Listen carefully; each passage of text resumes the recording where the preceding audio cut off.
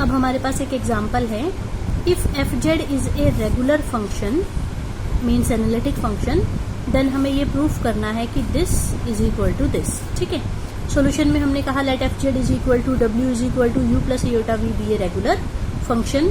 Analytic function है तो ये हमने पीछे थ्योरम्स में पढ़ा था कि एफ डैश जेड इसके इक्वल आता है। ठीक है, अब हम इसके मोड का स्क्वायर निकालते हैं। उसका फॉर्मूला होता है रियल पार्ट का स्क्वायर प्लस इमेजिनरी पार्ट का स्क्वायर। फिर हम इसके मोड का स्क्वायर निकालेंगे तो फिर से क्या आएगा, रियल पार्ट का स्क्वायर प्लस इमेजिनरी पार्ट का स्क्वायर। और सीआर इक्वेशन से यहाँ पर क्यों सेटिस्फाई हो रही है, क्योंकि जब फंक्शन रेगुलर फंक्शन हो तो उसके रियल और इमेजिनरी पार्ट यू और वी सीआर इक्वेशन को सेटिस्फाई करते हैं और साथ में यू और वी लैप्लास इक्वेशन को भी सेटिस्फाई करते हैं अगर फंक्शन एनालिटिक हो तो। नाउ अब हम निकाल के देखते हैं curl by curl X square of U square. ठीक है, इसको हमने लिखा curl by curl X of U square, दो बार है ना, तो एक बार तो हमने बाहर रखा है और एक बार हमने इसको डिफरेंशिएट कर दिया, तो यू स्क्वायर की डिफरेंशिएशन आएगी 2u curly U by curly X. फिर दोबारा से हमने इसको डिफरेंशिएट कर दिया तो ये आ गया। ठीक है, तो कुल मिलाकर ये चीज हमारी ये बन गई। सिमिलरली अब हम निकाल रहे हैं curl square by curl Y square of U square. तो जब x किया था तो यहाँ x आ गया था, यहाँ x आ गया था, y करेंगे तो यहाँ y आ जाएगा। फिर इन दोनों को ऐड कर दिया हमने। ठीक है, इधर से यहाँ पे भी ऐड हो जाएगा सारा। इसमें से ये वाला पार्ट तो 0 आ गया क्योंकि u लैप्लास इक्वेशन को सेटिस्फाई कर रहा था। और इसको हम लिखते हैं डेल स्क्वायर, तो ये हो गया del square U square is equal to this. इसी तरह से हम निकाल लेंगे डेल स्क्वायर वी स्क्वायर। ठीक है, और फिर उनको प्लस कर देंगे। सिमिलरली हमने निकाला डेल स्क्वायर वी स्क्वायर। अच्छा, इसमें यहाँ पर ये वैल्यू किसकी थी, mod of F dash Z के स्क्वायर की। ऐसे ही डेल स्क्वायर वी स्क्वायर निकालेंगे, वो भी यही आएगा, फिर इनको प्लस कर देंगे। इधर से ये प्लस हो गई। डेल स्क्वायर जिसको कहा था उसकी वैल्यू पुट कर दो। U square plus V square किसकी वैल्यू थी, मोड ऑफ एफ जेड के स्क्वायर की। और ये ऐसे कैसा, और यही हमें प्रूफ करना था। अगला एग्जाम्पल है, show that A harmonic function you हमें क्या दे रखा है, हार्मोनिक फंक्शन, तो वो हमें शो करना है इस डिफरेंशियल इक्वेशन को सेटिस्फाई करेगा। ठीक है, प्रूफ में हमने कहा कि मान लो u किसका फंक्शन है, x और y का। z हमारा क्या होता है, x प्लस इयोटा y, z बार क्या होगा, x माइनस इयोटा y। इनको प्लस करेंगे तो x की वैल्यू आ जाएगी, इनको सब्ट्रैक्ट करेंगे तो y की वैल्यू आ जाएगी। ठीक है, फिर यहाँ से हम x का डेरिवेटिव z के साथ निकालेंगे, z बार के साथ, y का डेरिवेटिव z के साथ, y का डेरिवेटिव z बार के साथ, पार्शियल डेरिवेटिव्स। फिर हमने लिखा है कि now u is a function of x and y and x and y are functions of z and z bar, therefore u is a composite function of z and z bar। ठीक है, u function था x और y का, x और y further function है z और z बार के, तो u कंपोजिट फंक्शन हो गया z और z बार का।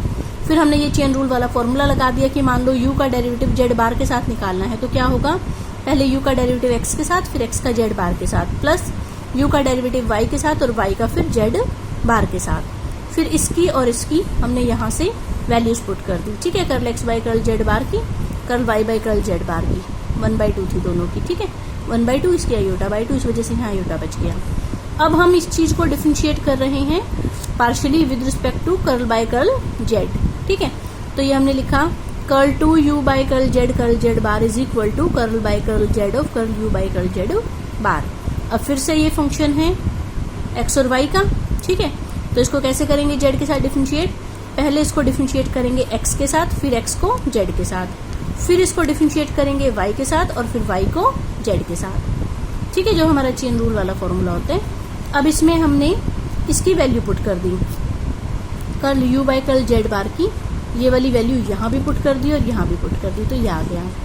ठीक है, फिर इसको खोल दिया, ये हो जाएगा curl 2u by curl x square, curl 2u by curl x curl y, और इसकी वैल्यू थी 1/2 वो पुट कर दी। ऐसे इसकी वैल्यू थी माइनस इयोटा बाई 2 वो पुट कर दी, और ये अंदर जाके पार्शियली इसको लिख देंगे डिफरेंशिएट। ठीक है, इसके बाद फिर टर्म्स इकट्ठे कर लो सारी, ये हो गया 1/4, ये वाली और ये वाली टर्म आयोटा स्क्वायर -1 करके, मतलब ये सारी टर्म हमने लाइन वाइज लिख दी।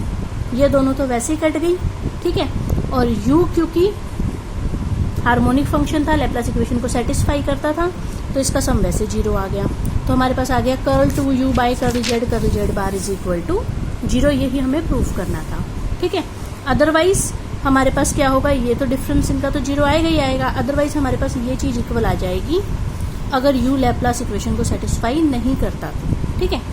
अब हमारे पास अगला क्वेश्चन है, if w is equal to F of Z is a regular function of Z then prove that this of this is equal to 0। तो इसके प्रूफ में हमने लिखा कि ये चीज तो हमें यहाँ से पता ही थी, यहाँ से क्रॉस मल्टीप्लाई करके ये वाली टर्म तो 0 हो गई थी, तो 4 into this is equal to this, ठीक। इसमें हमने u की वैल्यू ले ली log mod of f of z, जो कि हमें बोल रखी थी। देखो यहाँ पर तो ये वाली चीज है, ये सेम हो गई, सिर्फ u जो यहाँ पर है उसकी जगह हमने ले लिया log mod of f dash z, यहाँ पर भी यहाँ पर भी, ठीक है।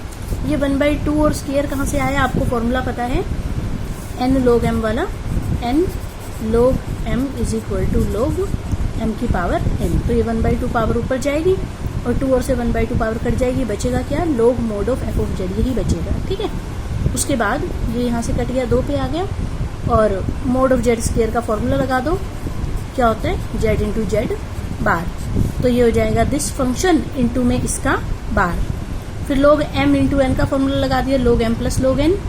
फिर इसको हम पहले z बार के साथ डिफरेंशिएट करेंगे, z बार इसमें तो है नहीं, इसकी तो डिफरेंशिएशन 0 हो गई, और log ऑफ समथिंग की डिफरेंशिएशन क्या होती है, 1 बाई दिस फंक्शन और फिर इसका डेरिवेटिव, तो ये हो जाएगा, ऊपर तो डबल डेरिवेटिव आएगा, नीचे सिंगल डेरिवेटिव आएगा, और पार्शियल डेरिवेटिव बच किसके साथ गया, कर्ल बाई कर्ल z के साथ, इसमें z कहीं है नहीं तो पार्शियल डेरिवेटिव हो गया 0, और यही हमें शो करना था कि दिस टर्म शुड बी 0।